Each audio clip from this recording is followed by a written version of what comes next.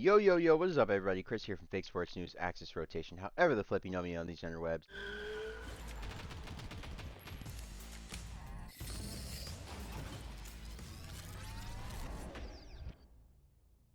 Today I'm going to be bringing you guys something a little bit different. I'm doing a topic video. You guys know I did one of these back in December when AG, of course, was benched.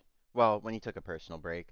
But yeah, I'm doing another one because, as many of you guys know, Kenny was, of course, benched. And today we found out that he was being replaced by none other than Skyz. More on that in a second. But what stemmed this video, basically, the thought that stemmed the creation of this video was this tweet that I made. Was thinking about the whole situation in totality, the whole Optic scenario, and it led me to an interesting thought process, right? So looking at the recent history of everything, yeah, I have some links, so I'll go through everything in order, but I'm just wondering what's going on with the Optic funds, right? Like, Optic has had a very tumultuous 2025 so far, right? And 2024 was not a great year for them financially either, but it wasn't just them. The whole industry just started going into the early stages of what I think is the end of esports as we know it, the current franchising model.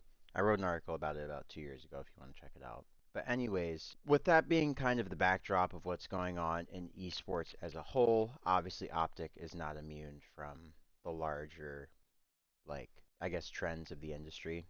They're a part of it, right? So they couldn't avoid the budget cuts and different things that happen, and I'll talk about that in a second. So with all that being said, I'm like, okay, they won champs, but we know that was a very expensive roster to field, similar to Faze, right? It's why we don't see teams like LA Thieves and Faze probably hosting events every year because the stuff adds up. You know, like Faze, obviously, to keep that core of four together is probably pretty expensive with salaries. Even if they're taking a slight pay cut, you still have to pay those guys salaries and all the expenses that are comped by the org, as well as operational costs, salaries for the people that work there, things like that. And esports is not making more money as an industry.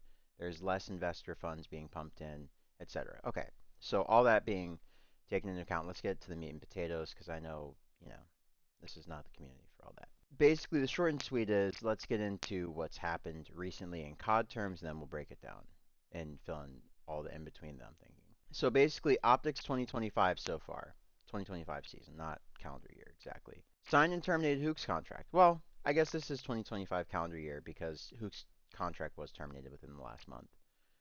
So signed and terminated Hook's contract. Not sure what happened with AG's contract. Was it restructured? Did he just reassume same terms? Is he getting the same salary? I don't know what the deal is. Obviously, Hector is a man of high integrity. He runs Optic as an org that is integrity first and people first. So I could definitely see that being the case, which financially, not great, but obviously there's a reason why the guys love Hector the way they do, and they would work as hard as they do for him. So Kenny gets dropped. Not sure what's going on with his contract currently. Is he on the bench on a minimum salary? Did Optic put a pause on it, similar to what they did with Pred in case he gets together? Are they really sold on Skyz? I mean, they did buy him out and sign him to a contract, probably a minimum you would have to assume, but who knows? I mean, it's Caesar Skyz. Maybe they had to, give him a decent offer. Maybe Hex felt like it was right to give him a decent offer. Skyz is a great player, former world champ. Maybe he said, even though I'm getting you at a reduced cost, you don't command that reduced cost. I don't know. Or maybe he said, hey, minimum because, you got bought out after getting benched. I don't know. The terms are not clear. That's what makes this a question mark, right? And then, of course, the big thing that really made this like a question is Hastro reacquiring Envy.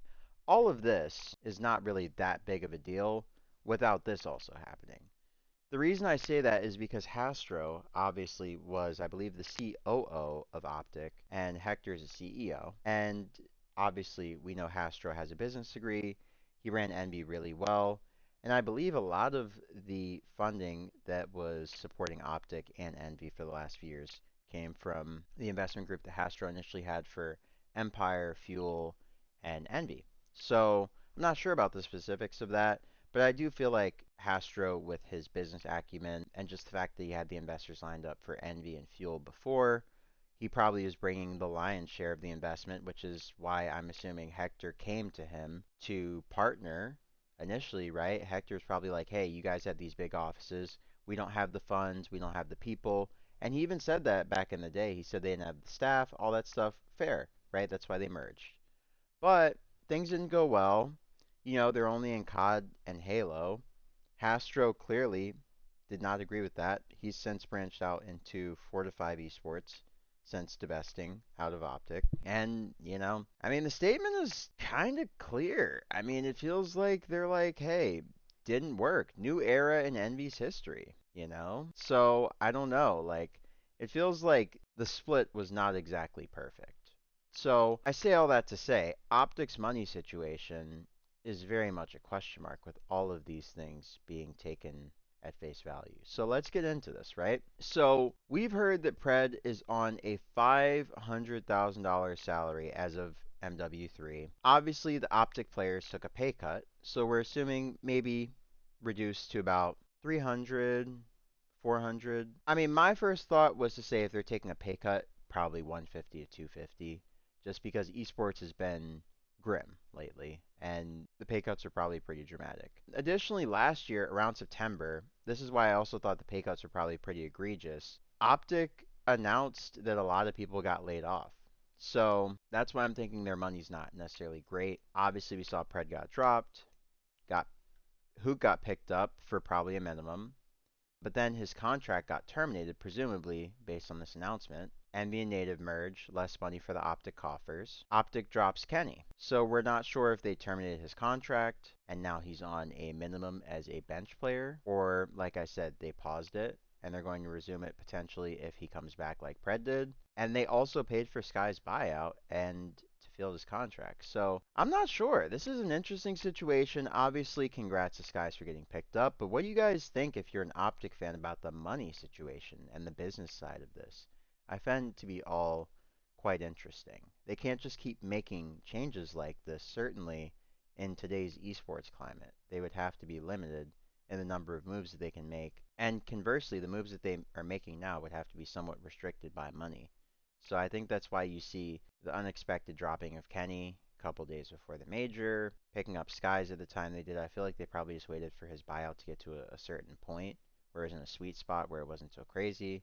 I mean, they do have to budget. They had layoffs, right? Like, I mean, they laid off a lot of people. So, I'm not sure. What do you guys think? Just let me know what you guys think in the comment section down below. Hope you guys enjoy this one. Hope you enjoy me trying to do something a little bit different. Don't forget to like, comment, and subscribe. And yeah, be sure to show Kenny and Skyz some love on the Optic side if you guys are going to, say anything to him. And yeah, hope you guys enjoy this one. Hope you have a great morning, noon, or night wherever you may be on this beautiful planet. And I'll catch you guys on the next one. Once again, this is Chris from Fake Sports News or X Rotation, and I'll catch you guys on the next one. Peace.